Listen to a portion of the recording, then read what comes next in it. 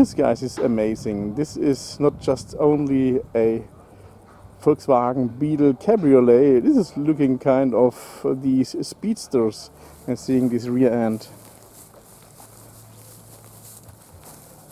Is there something about Hermann? I will have to check if this is maybe the manufacturer of it. We will find out in the description for the chapters. Here you can see the inside. We also have these things you're just noting there about the kilometers, so you know when you have to fill up the fuel tank again, because this car didn't have this feature that you can see it from the inside, so just only a speedometer. And guys, look at this. This is a Volkswagen Transporter T3, the pickup variant, and it's called here the Dieselschnecke. Schnecke means snail in English, the Schnecke is German, and we're also calling them Doka. Doka stands for Doppelkabine, or in English double cabin. So this is the double cabin. So it's not the window or the panel van.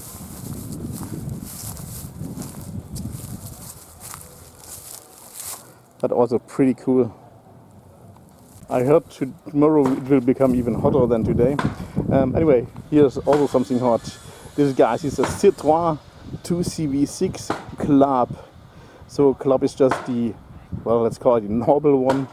And what I'm also finding pretty cool here is to see the old Michelin wheels. Can we get the profile a little bit better? Yeah, see here. So this is also the profile that I'm remembering.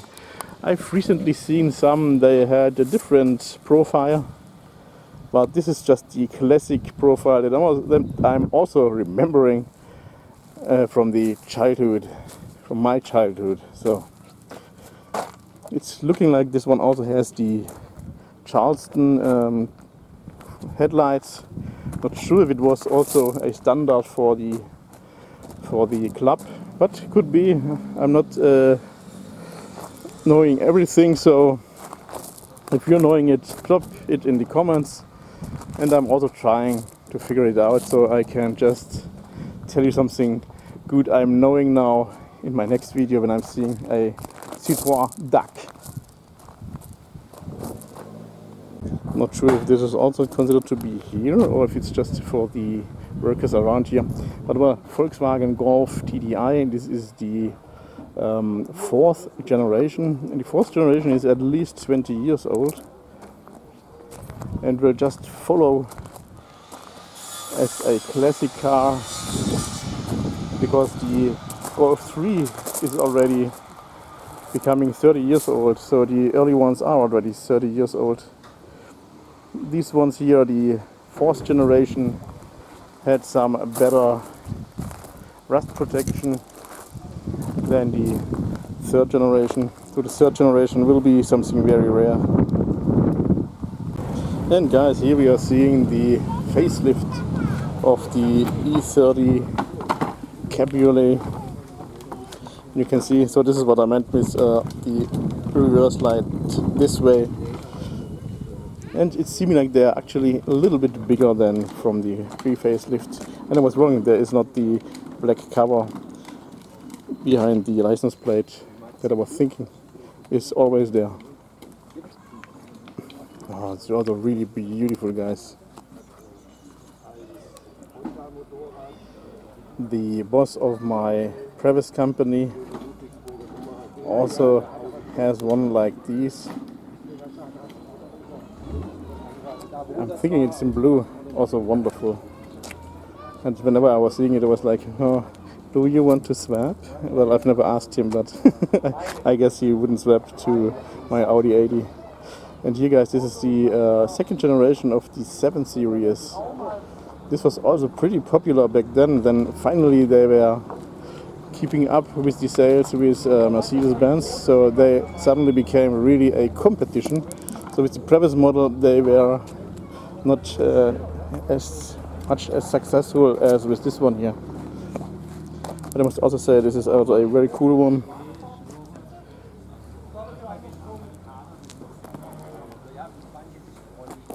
Also amazing looking, guys. And here we have a Mercedes-Benz C107. So this is the coupe, and right beside, in a wonderful green metallic, this is an Audi Cabriolet based on the B3 platform, but optically it's the B4 platform.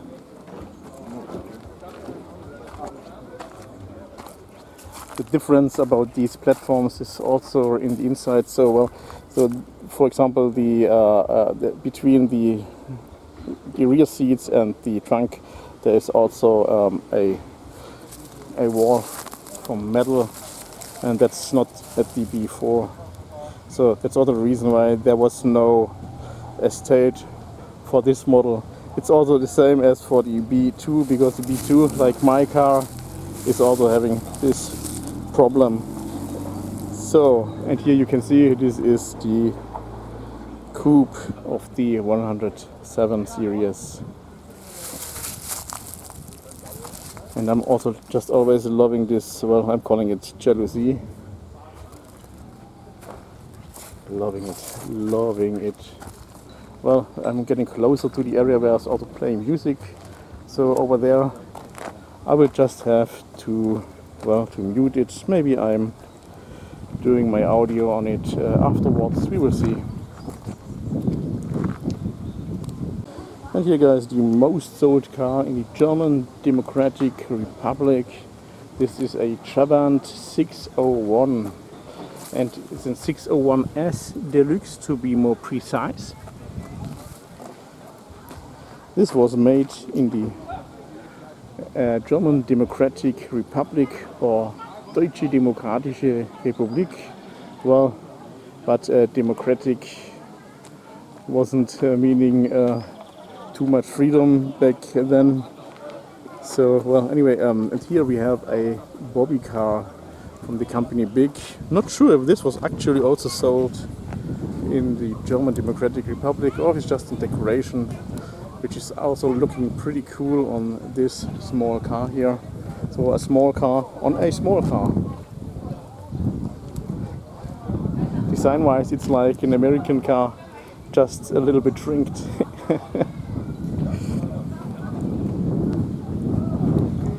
So, well, here's the front end. Oh, it's smelling like bratwurst, and I'm not able to eat it because of my gastritis. And here, guys, an AC Cobra, probably a real Shelby Cobra. Well, let's find out. I mean, I'm not 100% certain, but well, there are some badges that actually are seeming like it's a real one, because here you can see Shelby 427 S/C.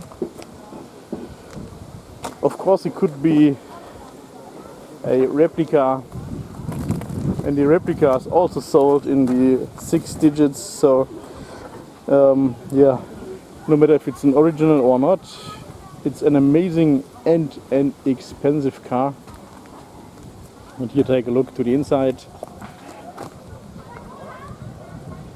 And here's also another badge. This one is saying Shelby American Inc. There is a signature of the Shelby guy, and CSX 4033. So this could be a real one, guys.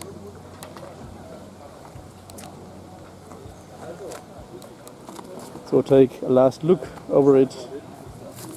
Amazing blue paint, metallic, loving it. And here, guys, look at the Cobra.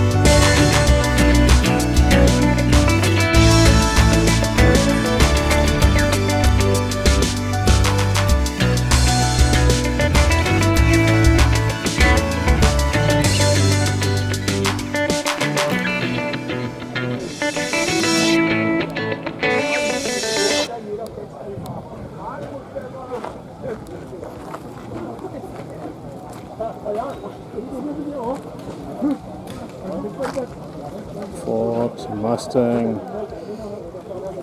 Just in case you can hear me again without the music. So this one is the real Mustang. Not the T5. Well, actually the T5 is also a real one. But in America it was badged as the Mustang, not the T5. And this is in GT according to the hubcaps here. Oh, amazing looking, like it's looking amazing. Seen this one here also last year. It was also placed at this corner here. And this is also most probably a 67